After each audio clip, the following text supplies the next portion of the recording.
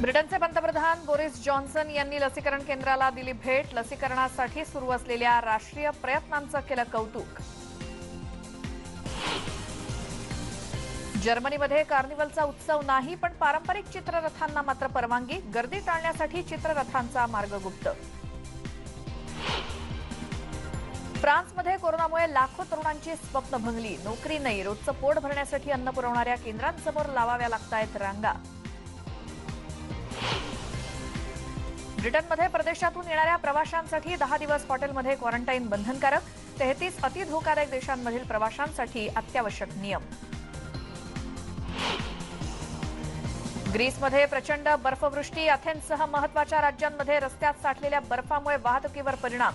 अत्यावश्यक कामांशिवाय बाहेर न पडण्याच्या प्रशासनाच्या नागरिकांना सूचना.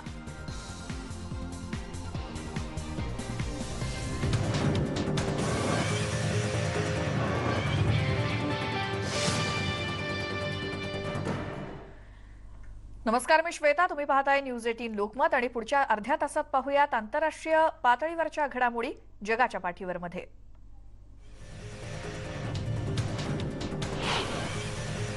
ब्रिटनचे पंतप्रधान बोरिस जॉन्सन यांनी इंग्लंडमधील आरोग्य केंद्राला भेट दिली. फेब्रुवारीच्या मध्यापर्यंत 4 प्राधान्य गटातील प्रत्येकाला लस देण्याच्या प्रयत्नांचं जॉन्सन यांनी कौतुक केलंय. हे राष्ट्रीय प्रयत्न असल्याचं ते म्हणाले. केंटमधील ऑर्पिंग्टन हेल्थ अँड वेलबिंग सेंटरला त्यांनी भेट दिली.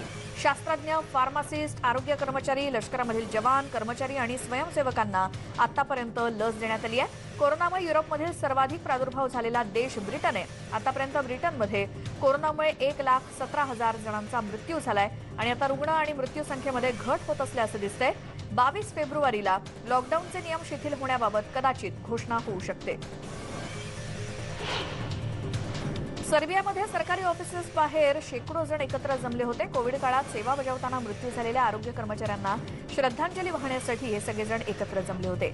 पांढरे गुलाब आणि मेणबत्त्या लावून मृत झालेल्या आरोग्य कर्मचाऱ्यांची नावं घेऊन त्यांनी श्रद्धांजली वाहिली.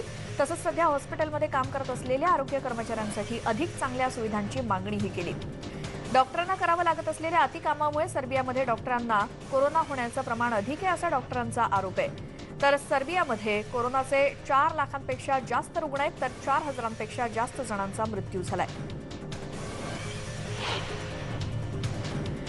हंगेरीमध्ये एप्रिलपर्यंत 2 लाखांपेक्षाही जास्त जणांना लस दिली जाईल, अशी आशा हंगेरीचे पंतप्रधान व्हिक्टर ऑर्बन यांनी व्यक्त केली. चीनच्या लसीला मान्यता देणारा हंगेरी हा युरोपियन युनियनमधील पहिला देश ठरलाय. युरोपियन युनियनच्या लसीच्या समान कार्यक्रमाला शह देत हंगेरीनं 29 जानेवारीला सिनोफार्म लसीला मान्यता दिली आणि 50 लाख लसीचे डोस खरेदी केले होते. रशियाच्या स्पुटनिक व्ही लसीला सुद्धा मान्यता देण्यात आली. त्यामुळे आता हंगेरीमध्ये एकूण 5 प्रकारच्या लसी उपलब्ध आहेत. लवकरात लवकर देशातील सर्वांपर्यंत ही लस पोहोचवणं हे आपलं ध्येय आहे. जेव्हा मिळेल तेव्हा लस देणं असं नाही, असं ऑर्बन म्हणाले. पेरूच्या परराष्ट्र मंत्री एलिझाबेथ ॲस्टेड यांनी रविवारी राजीनामा दिला. आरोग्य कर्मचाऱ्यांचाही आधी गुप्तपणे लस घेतल्याचा त्यांच्यावरती आरोप होता. त्यावरून खूप गदारोळ उठला होता आणि एलिझाबेथ यांनी राजीनामा दिल्याची पेरूचे अध्यक्ष फ्रान्सिस्को सागास्टी यांनी पुष्टी केली आहे. यापूर्वी पेरूचे माजी अध्यक्ष मार्टिन विस्कारा यांनी आणि त्यांच्या पत्नीनं गुप्तपणे लस घेतल्याच्या आरोपावरून काँग्रेसनं त्यांना बडतर्फ केलं होतं. तर आरोग्यमंत्री पिलर माझेट्टी यांनी माहिती लपवल्याचा आरोप ठेवण्यात आला होता. त्यांनी देखील राजीनामा दिला होता. तर परराष्ट्र मंत्री ॲस्टेड या लसीकरण मोहिमेचं नेतृत्व करत होत्या. 22 जानेवारीपूर्वी लस घेतल्याचं त्यांनी एका पत्रात लिहिलंय. मी गंभीर चूक केली आहे हे मला समजलं, त्यामुळे आता मी दुसरा डोस घेणार नाही, असं त्यांनी स्पष्ट केलं. रोमानियामध्ये ॲस्ट्राझेनेकाच्या लसीकरणाला सुरुवात झाली आहे. देशभरात जवळपास 180 केंद्रांमध्ये ही लस वितरित करण्यात आली. रोमानियाला आतापर्यंत 1 लाख डोसेस मिळाले. आतापर्यंत 7 लाख लोकांना 1 डोस तर 4 लाखांपेक्षा जास्त लोकांना 2 डोसेस देण्यात आलेत. रोममधील मुख्य संगीत ऑडिटोरियमचं रूपांतरण आता कोविड-19च्या लसीकरण केंद्रात करण्यात आलंय. एरवी या ठिकाणी सिम्फनीचे कार्यक्रम किंवा रोम फिल्म फेस्टिवल भरवण्यात येतो, पण आता मात्र 80 वर्षांवरील ज्येष्ठ नागरिकांना लस देण्यात येते. पहिल्या दिवशी इथे 176 लोकांना लस दिली गेली. मॉडर्नला लस देण्यात येणारं हे देशातलं 3रं केंद्र आहे. एरवी जगभरातल्या सिम्फनी आणि संगीतप्रेमींचं इथे उत्साहानं स्वागत केलं जातं, मात्र कोरोनामुळे हे ऑडिटोरियम बंद ठेवण्यात आलं होतं. रशियाचे अध्यक्ष पुतीन, अमेरिकेचे माजी अध्यक्ष डोनाल्ड ट्रम्प, जर्मनीमधील राजकारणी यांच्या प्रतिकृती आणि विडंबन यावेळच्या जर्मनीमधील कार्निवलमध्ये दिसली. त्याचबरोबर कोरोना विरोधातील लढा सुद्धा दाखवण्यात आला. ड्युसेलडॉर्फमधील रिकाम्या रस्त्यावरून हे चित्ररथ जात होते. परेड, रस्त्यावरची संमेलनं, मोठ्या प्रमाणातले सोहळे हे सगळे यावेळेस कोरोनामुळे रद्द करावं लागले.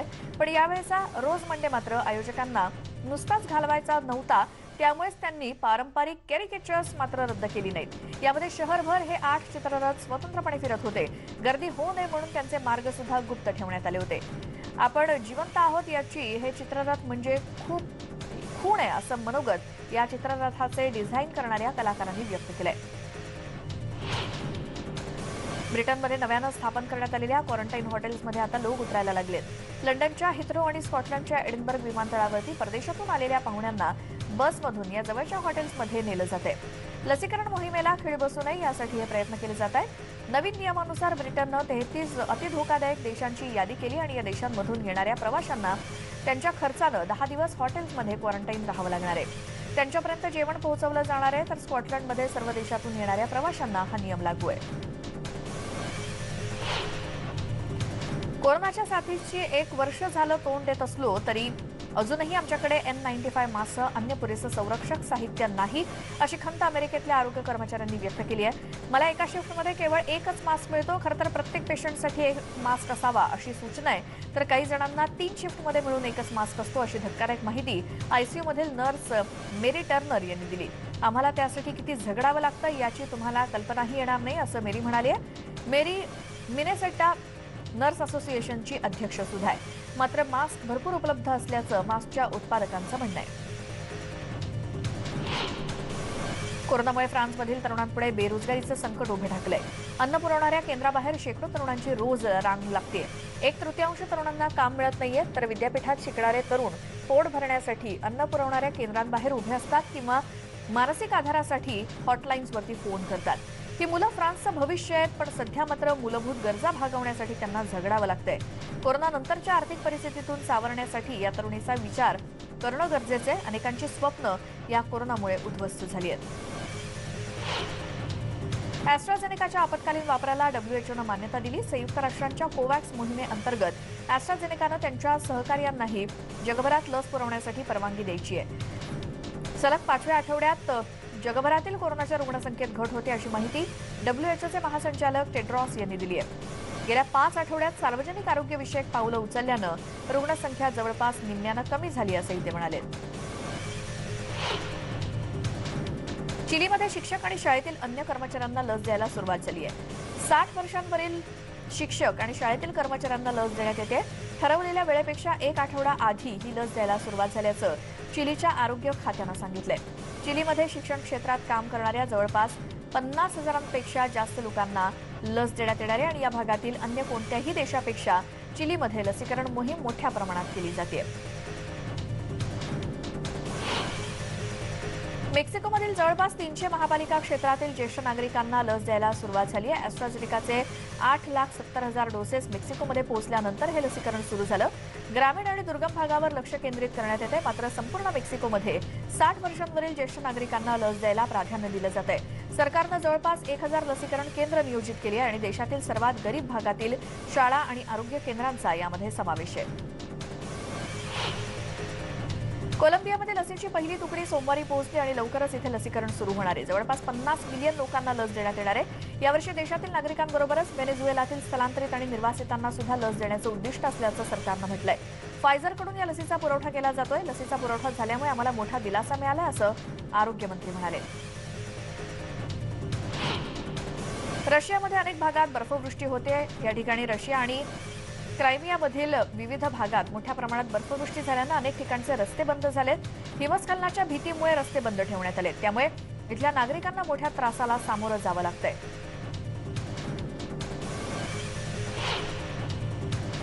दोन दिवसांच्या इस्तंबूलमध्ये मोठ्या प्रमाणात बर्फवृष्टी होतेय. तसंच पुढील काही दिवस हिमवृष्टी सुरू राहण्याची शक्यता आहे. तुर्कीचे राष्ट्रीय हवामानशास्त्र संचालनालयानं या संबंधित अंदाज व्यक्त केलाय.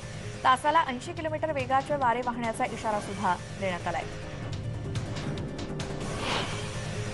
अक्षरशः गोठवणाऱ्या तापमानामुळे युरोपमधील बऱ्याच देशांमध्ये हा धोका कायम आहे. पोलंडमधील समुद्रकिनारा गोठलाय आणि सामान्यतः वालुकामय समुद्रकिनाऱ्याला बर्फ आणि बर्फाचे आर्टिक लँडस्केपमध्ये रूपांतरण झालंय.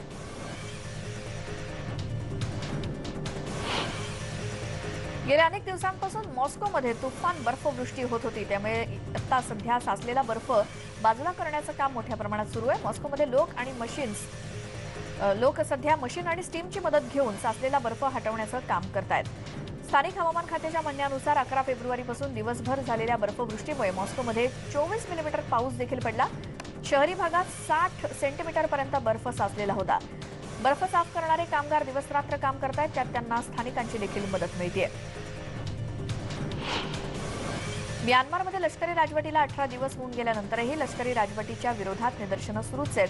या मोर्चामध्ये मंगळवारी शेकडो उठाव विरोधी निदर्शन रंगुंटा हलेदान चौकासह सगळ्या प्रमुख चौकांमध्ये लोकांनी उत्स्फूर्तपणे निदर्शनं केली. पण इथे काही लोकांमध्ये निदर्शनांवरून 2 गट पडल्याचं सुद्धा दिसलं. काही नागरिकांकडचे बॅनर जप्त करण्यात आले. या बॅनरवर प्रामुख्यानं लोकशाहीवादी नेत्या आणि म्यानमारच्या माजी पंतप्रधान आंग सान सू की यांचे फोटो, सीडीएम चिन्ह, सू की यांच्या सुटकेसाठी मागणी करणाऱ्या घोषणा लिहिलेल्या होत्या.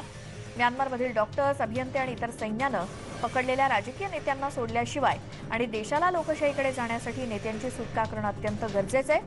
काही आंदोलक लष्करी राजवटीचा निषेध म्हणून मूक निदर्शनं करत होते. सैन्यानं लोकशाही नेत्यांना अटक केल्यामुळे लोकांमध्ये जास्त प्रमाणात असंतोष आहे. सोमवारी म्यानमारच्या सत्ताधारी पक्षाच्या रंगून इथल्या मुख्यालयावर पोलीस आणि लष्कराच्या अधिकाऱ्यांनी छापा घातला. या इमारतीचा मुख्य प्रवेशद्वार बंद असल्यामुळे लष्करी अधिकाऱ्यांना आतमध्ये प्रवेश करता आला नाही. पोलीस मुख्यालयाच्या परिसरात प्रवेश करताच लोकांनी तीव्र निदर्शनांना सुरुवात केली. इथे काही बॅरिकेड्स लावण्यात आली होती. यामागे मोठ्या प्रमाणात निदर्शकांनी गर्दी केली आणि जोरदार घोषणाही दिल्या. काही जण लोकशाहीच्या समर्थनार्थ आणि सू की यांच्या सुटकेसाठी गाणी म्हणत होते.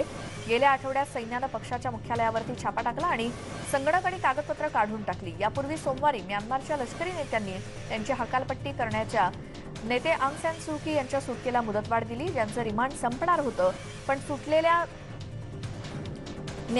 न्यायालयानं नकार दिल्यानं आणखी काही काळ सू की यांना आणखी नजरकैदेमध्ये राहावं लागेल.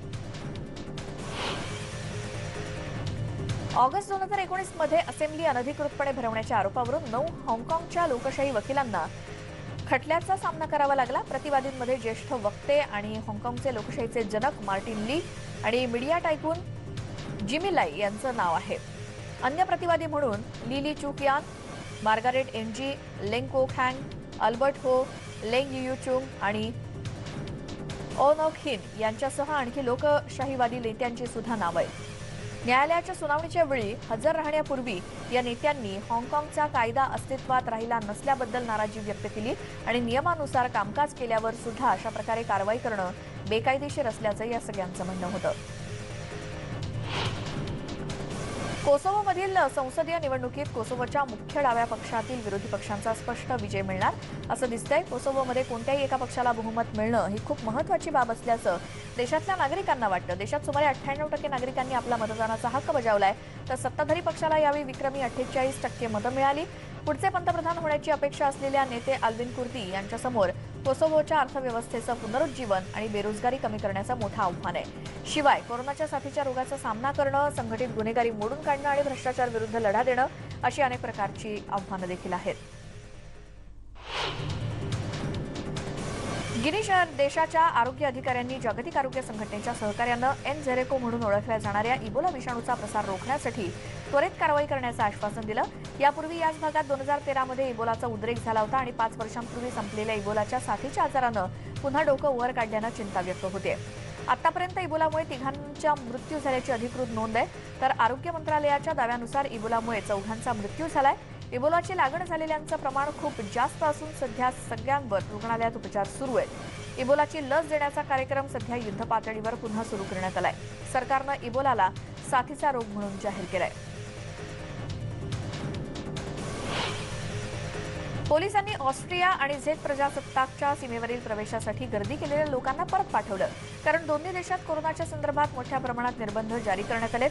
ब्रिटन आणि दक्षिण आफ्रिकेत आढळलेल्या कोरोना व्हायरस प्रकारांचा प्रसार कमी करण्यासाठी जर्मनीनं प्रवेशबंदीचे आदेश दिले होते आणि आता ऑस्ट्रिया आणि झेक प्रजासत्ताककडून नव्यानं निर्बंध जारी करण्यात आलेत. ट्रक चालक, आरोग्य कर्मचारी यांच्यासह सगळ्यांनाच जर्मनीत पुन्हा एकदा प्रवेशाला बंदी घालण्यात आली आहे. जर जर्मनीत प्रवेश हवा असेल तर सगळ्यांना कोरोनाची चाचणी करणं बंधनकारक करण्यात आलंय।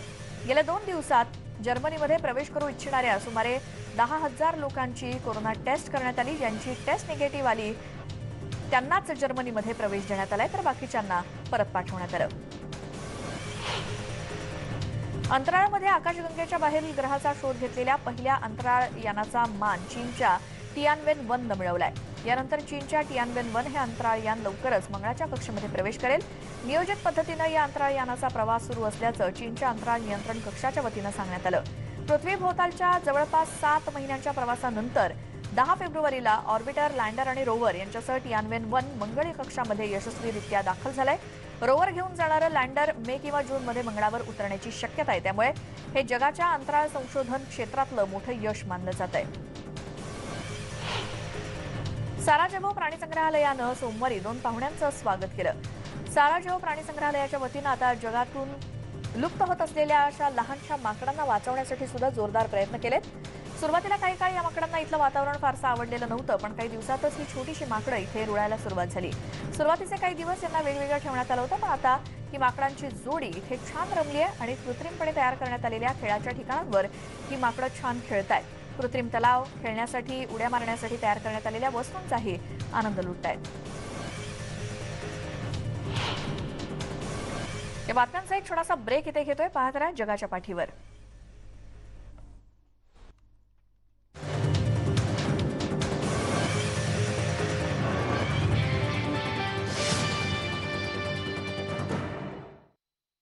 नाव ठेवू आमच्या मुलाचं? रशेश रशेश का रसेश? तुम्हाला काय भावते तसं बोला। महाराष्ट्राची हास्य जत्रा 300 नॉट आउट उद्या रात्री 9 वाजता आपल्या सोनी मराठीवर। सेव्हिंग्ज अकाउंट्स ते बिझनेस लोन्स, चंदीगड ते चेन्नई, अहमदाबाद ते आगरतळा, फोन बँकिंग ते नेट बँकिंग, फिक्स डिपॉझिट्स ते पर्सनल लोन्स, बंधन बँक प्रदान करत आहे बँकिंगचे संपूर्ण पर्याय सर्वांसाठी। बंधन बँक। आजार वाढले तर संरक्षण देखील वाढणं जरुरी आहे, म्हणूनच आम्ही बनवले नवीन आतापर्यंतचा सर्वोत्तम डेटॉल। हा व्हायरस आणि बॅक्टेरियासह 99.99% जंतूंपासून संरक्षण करतो, देतो उच्चतम TFM शक्ती आणि ताजा स्पर्श। डेटॉल, बी 100% शुअर। पप्पा स्टॉप, आ करा जर्म्स ना करा। नवीन कोलगेट वेदशक्ती माउथ प्रोटेक्ट स्प्रे। नवीन डेटॉलने तर एकदम फ्रेश करून टाकलं। आतापर्यंत सर्वोत्तम डेटॉल हा व्हायरससह 99.99% जंतूंपासून संरक्षण करतो आणि देतो जबरदस्त ताजा स्पर्श। डेटॉलला आतापर्यंतचा सर्वोत्तम म्हणण्याची सर्वांची आपली आपली कारण आहेत। आपले काय आहे? डेटॉल, बी 100% शुअर। कधीही पहा आमचे चेहरे छान उजळलेले दिसतात ना, कसं सांगू का? कारण आम्ही रोज वापरतो विको टर्मरिक क्रीम। तेव्हा तुम्ही ही विदेशी कॉस्मेटिक ग्लो सोडा आणि स्वदेशी आयुर्वेदाच्या सोबतीने आमच्यासारखे उजळत राहा। विको वापरा, स्वदेशी निवडा। विको टर्मरिक क्रीम। नवीन संतूर ॲलो फ्रेश, लिंबू आणि ॲलोवेराने बनवलेला, जो चिकटपणा दूर करतो आणि त्वचेला देतो उजळपणा। त्यामुळे तुम्ही राहाल फ्रेश आणि दिसाल तरुण नेहमी। नवीन संतूर ॲलो फ्रेश, रहा फ्रेश, दिसा तरुण।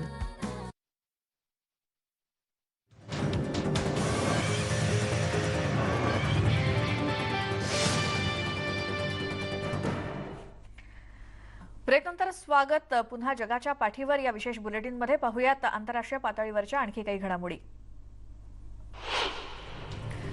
दक्षिण आफ्रिकेचे माजी राष्ट्राध्यक्ष जेकब झुमा यांना आपल्या कार्यकाळात भ्रष्टाचाराच्या आयोगाच्या चौकशीच्या सुनावणीला उपस्थित राहू न शकल्यामुळे तुरुंगवास भोगावा लागू शकतो। मागील वर्षी बजावलेल्या समन्सच्या अनुषंगानं झुमा सोमवारी सकाळी आयोगात हजर होणार होते, पण ते गैरहजर राहिले। न्यायमूर्ती रेमंड झोंडो म्हणाले की झुमा यांनी समन्स नाकारला, त्यामुळे त्यांना आता पुढील कायदेशीर कारवाईला सामोरं जावं लागेल। आयोग घटनात्मक न्यायालयात जाऊन झुमला कोर्टाचा अवमान केल्याबद्दल दोषी ठरवून तुरुंगवासाच्या शिक्षेची मागणी करू शकतो, असं न्यायाधीश म्हणाले। दहशतवादाला प्रोत्साहन देणारं गाणं लिहिल्याप्रकरणी एका स्पॅनिश रॅप गायकावर कारवाई करण्यात आली। तुरुंगवासाची शिक्षा टाळण्यासाठी सोमवारी कॅटलानच्या विद्यापीठात त्यानं स्वतःला बंदिस्त करून घेतलं। पाब्लो हसेल असं त्याचं नाव आहे। सुमारे 50 विद्यार्थ्यांनी हसेलच्या समर्थनार्थ एकत्रित येऊन घोषणाबाजी केली आणि पोलीस येईपर्यंत ते त्याच्यासोबतच होते। हसेलला वादग्रस्त गाण्यांप्रकरणी 9 महिन्यांच्या तुरुंगवासाची शिक्षा झाली आहे। हसल, ज्याचं खरं नाव पाब्लो रिव्हदुल्ला दुरो असं आहे, स्पेन दहशतवादी संघटना मानणाऱ्या 2 सशस्त्र गट तसंच एटी आणि ग्रॅपो या सदस्यांच्या बचावासाठी अनेकदा त्यानं गाणी लिहिली आहेत। अर्जेंटिनाचे माजी अध्यक्ष कार्लोस मेनेम यांचं वयाच्या 90व्या वर्षी वृद्धापकाळानं निधन झालं. त्यांचा दफनविधी सोमवारी दुपारी अर्जेंटिनाच्या पश्चिम उपनगरातील इस्लामिक समुदाय दफनभूमीत पार पडला. अध्यक्ष अल्बर्टो फर्नांडिस यांच्यासह विविध राजकीय नेत्यांनी यावेळी हजेरी लावली.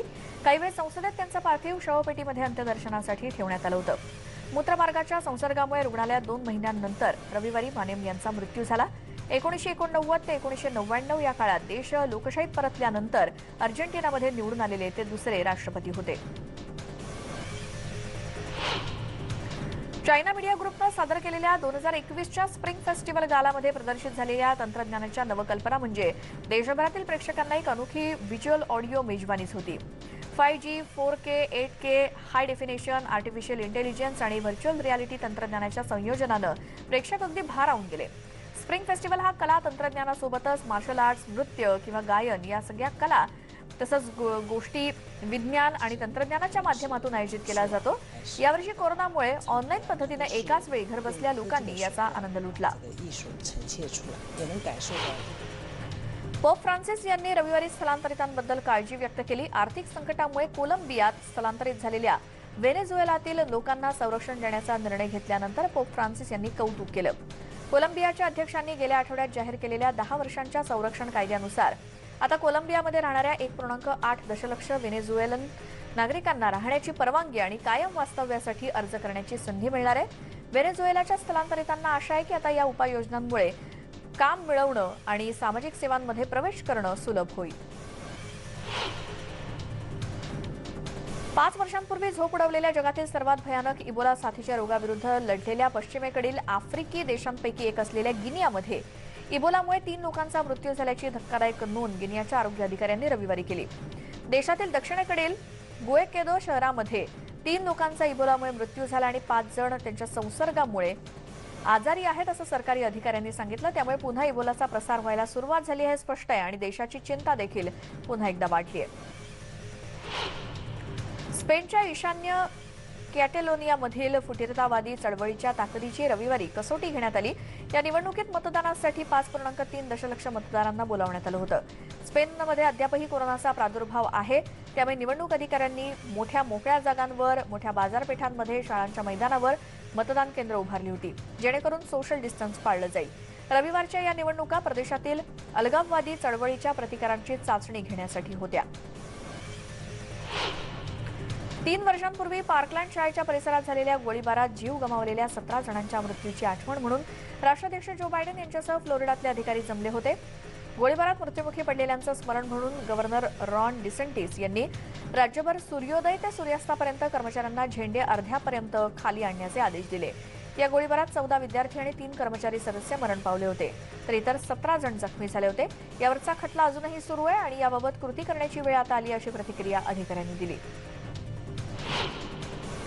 अर्जेंटिनाचे माजी अध्यक्ष कार्लोस मेनेम यांचं नुकतंच निधन झाल्याची बातमी समोर आली आणि 1990च्या दशकात अमेरिकेसोबत घनिष्ठ संबंध त्यांनी निर्माण केले होते. अल्पकाळ टिकणारी का होईना पण देशाला आर्थिक स्थिरता त्यांनी दिली. मेनेम हे राजकारणी म्हणूनही अत्यंत तरबेज होते. जनरल ड्यून डोमिंगो पेरॉन यांचे शिष्य म्हणून त्यांनी आपल्या कारकिर्दीची सुरुवात केली.